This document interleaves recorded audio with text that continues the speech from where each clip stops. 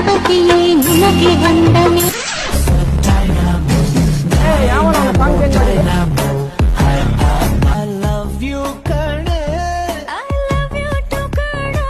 ಗಣೇಶನ್ ಮುಂದೆ ಬರೀ ಭಕ್ತಿ ಇರ್ಲಿ, ಬೇರೆ ಏನು ಬೇಡ. ನೀನ್ ಡೌಗೆ ನೀನೇ ಮಂಗಳಾರತಿ ಕೊಡ್ಬೇಕಂತ ತಗೊಳಪ್ಪ. ಭಕ್ತಾದಿಗಳಲ್ಲಿ ವಿನಂತಿ, 2 ಗಂಟೆಗಿದ್ದ ರಂಗೋಲಿ ಸ್ಪರ್ಧೆಯನ್ನು 3 ಗಂಟೆಗೆ ಮುಂದೂಡಲಾಗಿದೆ. ಗೊತ್ತಾಯ್ತಾ? ಮಗ 2 ಗಂಟೆಗೆ ಇದ್ದಿದ್ ಕಾಂಪಿಟೇಷನ್ 3 ಗಂಟೆ ಅಂತವನಲ್ಲೋ.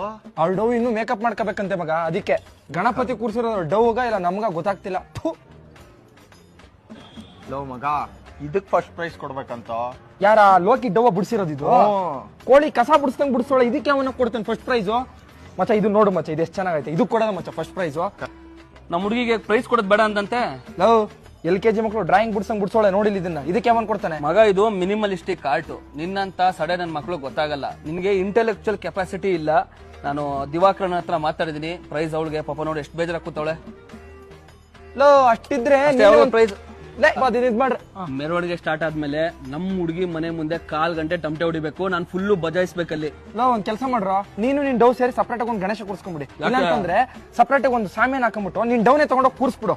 ಟಮಟೆನೂ ನೀನೇ ಕರ್ಸ್ಕೋ, ಸಾಮೇನೂ ನೀನೇ ಹಾಕಿಸ್ಕೋ, ರಂಗೋಲಿ ಕಾಂಪಿಟೇಷನ್ ನೀನೇ ಮಾಡ್ಕೋ. ತಗೊಂಡೋಗ್ಬಿಟ್ಟು ಅಲ್ಸೂರ್ ಕೆರೆಯಲ್ಲಿ ಬಿಟ್ಬಿಡು ಅವಳನ್ನ. ನಾನು ಡವ್ ವಿಚಾರಕ್ಕೆ ಬರಬೇಡ. ನೀನ್ ಜಾಸ್ತಿ ಮಗ.